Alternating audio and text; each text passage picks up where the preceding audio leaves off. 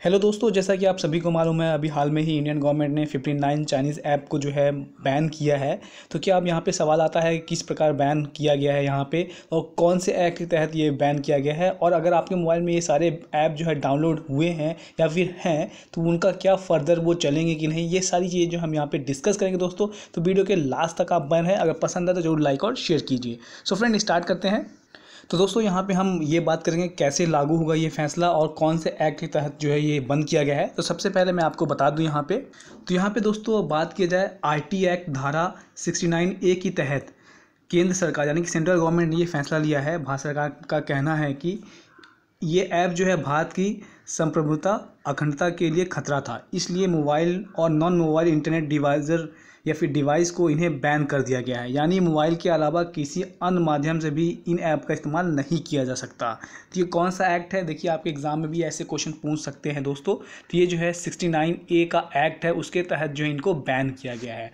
अब दोस्तों यहाँ पे ये बात कर लेते हैं कि ये जो मोबाइल ऐप थे ये गलत इस्तेमाल कर रहे थे। जो इनकी जानकारी थी वो मिल रही थी कि यूज़र्स का डाटा जो है बाहर की कंट्री जैसे चाइनीज़ कंट्री को जो है ये शेयर करते थे। आपकी जो भी प्राइवेसी थी, आपकी जो भी कंटेंट थे, वो सारी चीज़ें जो है आप जो भी सर्च करते थे अपने मोबाइल में तो ये सब आपके मोबाइल से वो डाटा लेके बाहर की कंपनियों को जो है ये ट्रांसफ़र करते थे। देन दोस्तों अगर बात किया यहाँ पे टेलीग्राफ एक्ट है, उसके तहत जो आपका ministry of information and technology है, इंफॉर्मेशन एंड कम्युनिकेशन, वो सर्विस प्रोवाइडर किसी भी वेबसाइट ऐप का डाटा रोकने को कह सकते हैं। इन सभी ऐप का डाटा अगले 1 दिन में रोक दिया जाएगा और गूगल प्ले स्टोर और ऐप स्टोर में ये ऐप जो है हटा दिए जाएंगे और इनके अपडेट भी नहीं मिलेंगे आपको दोस्तों। तो ये जो है, और क्या होगा दोस्तों, देखिए डाटा रोकने पर क्या होगा, यूज़र को जो फीड मिलती थी वो बंद हो जाएगी। केवल पुराने वीडियो ही आपके दिखेंगे। जैसे अगर आपने टिकटॉक डाउनलोड कर रखा है तो आपके मोबाइल में जो है पहले से इंस्टॉल है, तो आपके जो पुराने वीडियोज़ हैं वही दिखेंगे, कोई अपडेट्स वगैरह आपको नहीं मिलेंगे। चीन ने इसी तरह, जो चाइना है, जैसे कि आप सभी जानते हैं चाइना में जो है बहुत सारे गूगल, आपका फेसबुक, ये सारी चीज़ें जो है बैन है। तो यहाँ पे चीन ने इसी तरह गूगल फेसबुक पर भी रोक लगा रखी है अपने देश में। देन दुबई में व्हाट्सएप पर चैट हो सकती है, कॉल नहीं। ये दुबई जो कंट्री है उन्होंने अपने व्हाट्सएप पर चैट कर रखी है, लेकिन कॉल की सुविधा नहीं प्राप्त कर रखी है। मतलब ऐसा वहाँ के यूज़र को दिया गया है। तो इस प्रकार जो है यहाँ पे प्रतिबंध लगाया जा सकता है। अब दोस्तों यहाँ पे जो अगली बात है उसकी बात किया जाए, तो अब दोस्तों ये पूरा मामला जो है एक समिति के पास जाएगा, जहाँ पे मंत्रालय के संयुक्त सचिव इसके अध्यक्ष होंगे और उन मंत्रालयों के जो प्रतिनिधि हैं इसमें शामिल होंगे। तो प्रतिबंधित जो ऐप हैं, जैसे जो भी अभी 59 ऐप जो प्रतिबंधित हैं, उनके सामने अपना पक्ष रखा जाएगा, वो अपना पक्ष रखेंगे। इसके बाद जो है समिति जो है इस पे प्रतिबंध पर जारी रखा जाए या हटाया जाए, वो फैसला लेगी। देन दोस्तों गृह मंत्रालय ने अपनी रिपोर्ट में इन ऐप को उन दावों का खंडन किया जा सकता है जिनमें कहा गया है कि सर्वर सिंगापुर में है और डाटा चीन नहीं गया था। बहुत से चाइनीज़ ऐप हैं, ये जो ऐप बैन किए गए हैं, तो ये जो चाइनीज़ ऐप है इनका कहना है कि इनका जो डाटा है, जो ये डाटा आपका लेते हैं, वो जो है सिंगापुर पर ट्रांसफ़र करते हैं। ये डाटा जो है चीन नहीं भेजा जाता, ये चाइनीज़ ऐप का कहना है दोस्तों। लेकिन एप्पल की रिपोर्ट अभी हाल में अगर आप देखोगे तो एप्पल की रिपोर्ट आई है, उसमें ये बताया गया है कि ये इन ऐप का डाटा जो है सुरक्षित नहीं है, यानी कि ये सरकार से झूठ बोल रहे हैं चाइनीज़ ऐप।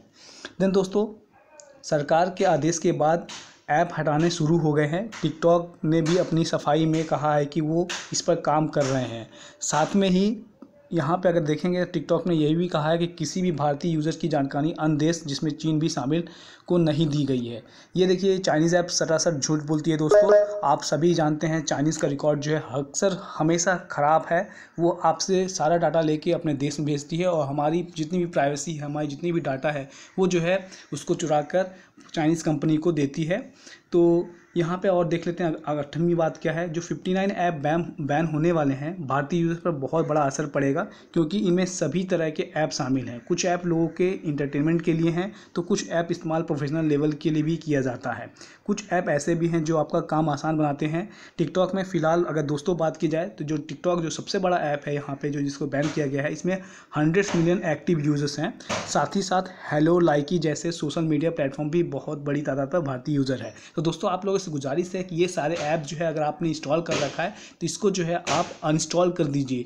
आप जो है देसी अगर बात की जाए व्हाट्सएप भी मत यूज़ कीजिए। मेरे हिसाब से आपको हाइक जो सॉफ्टवेयर है वो इंडियन सॉफ्टवेयर, हाइक अगर आपने सुना होगा, हाइक सॉफ्टवेयर जो है वो इंडियन सॉफ्टवेयर है। बहुत ही अच्छा सॉफ्टवेयर है दोस्तों, चैटिंग के लिए, वीडियो कॉलिंग के लिए। इससे अच्छा ऐप आपको नहीं मिलेगा दोस्तों।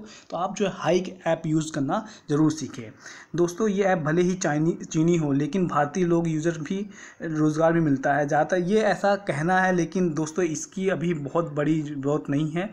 अब दोस्तों बात करते हैं, अब दोस्तों यहाँ पे बहुत बड़ा सवाल ये उठ रहा है कि क्या ये जो ऐप बैन हुए हैं वो परमानेंट होंगे या कुछ वक्त के लिए हैं। तो दोस्तों अगर मेरे हिसाब से देखा जाए तो इंडियन गवर्नमेंट को जो है इन जितने भी ऐप हैं इन सबको जो है परमानेंट बैन करना चाहिए। लेकिन दोस्तों अगर आप देखोगे, अभी हाल में ही मद्रास हाई कोर्ट ने आदेश दिया था पिछले कुछ दिनों, तो जो टिकटॉक है उस पर बैन लगाया जाए। लेकिन क्या हुआ दोस्तों, कुछ महीने बाद ये बैन हटा लिया गया। तो सरकार जो है, सरकार को यहाँ पर अपना कड़ा फैसला होना चाहिए। सरकार को पूरी तरह ये इन सारे ऐप को बैन कर देना चाहिए दोस्तों।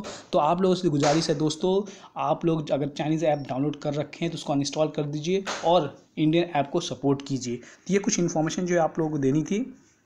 तो दोस्तों जितना हो सके आप चाइनीज़ ऐप को जो है बैन कर दिए, चाहे वो आप शेयरिट यूज़ कर रहे हैं, यूसी ब्राउज़र यूज़ कर रहे हैं, क्लब फैक्ट्री यूज़ कर रहे हैं, और हमारे इस मुहिम में, बाइकॉट चाइना मुहिम में जो है साथ दीजिए। आप जैसा कि जानते हैं चाइना जो है पूरे देश के लिए, देखा जाए तो सारे देश के लिए कर्ज जो है बहुत आसान लेवल पे देता है, और फिर कर्ज के बहाने वो जो है उस देश पे कैप्चर कर सकता है। उसका बेस्ट एग्जांपल दोस्तों मैं आपको बताता हूँ, पाकिस्तान है। पाकिस्तान में देखिए दोस्तों, पाकिस्तान में क्या हुआ है कि पाकिस्तान को उन्होंने जो है बहुत सारा लोन दे रखा है, और पाकिस्तान का अगर आप देखेंगे दोस्तों, अभी हाल में ही पिछले साल जो वहाँ की सेकंड मोस्ट बोली जाने वाली लैंग्वेज, ऑफिशियल लैंग्वेज है, वो उसको मैंड्रीन कर दिया गया। मैंड्रीन दोस्तों चाइनीज़ भाषा है वहाँ की। अगर देखा जाए तो फर्स्ट नंबर पे उर्दू लैंग्वेज है और सेकंड नंबर पे दोस्तों मैंड्रीन कर दिया गया है। तो ये देखिए, श्रीलंका का भी आपने हर्बल कोटा बंदरगाह जो है सुना होगा, उसको भी जो है पहले लीज पे लेके पहले खूब लोन दिया, और फिर उसको लोन ना चुका पाने के कारण क्या हुआ कि उसको जो है चाइनीज़ ने कैप्चर कर लिया। इसी तरह नेपाल को भी उकसा रहा है चाइना। तो दोस्तों आप लोग हो सके, जितना हो सके इस बाइकॉट चाइना मुहिम पे साथ दीजिए दोस्तों, और से नो टू चाइना। दोस्तों इसी के साथ हम वीडियो यहाँ पे एंड करते हैं। इसी साथ हम आपको कुछ इंटरेस्टिंग न्यूज़ और कुछ सरकारी जॉब्स या फिर सरकारी स्कीम जो है आपको देते रहेंगे। तो चैनल को सब्सक्राइब करना, वीडियो को लाइक करना ना भूलें। अगर आप चैनल में नए हैं तो आप हमारे चैनल को सब्सक्राइब कर सकते हैं। इसके साथ साथ आप गवर्नमेंट जॉब भी देख सकते हैं। आज के लिए बस इतना ही। Thanks for watching and listening.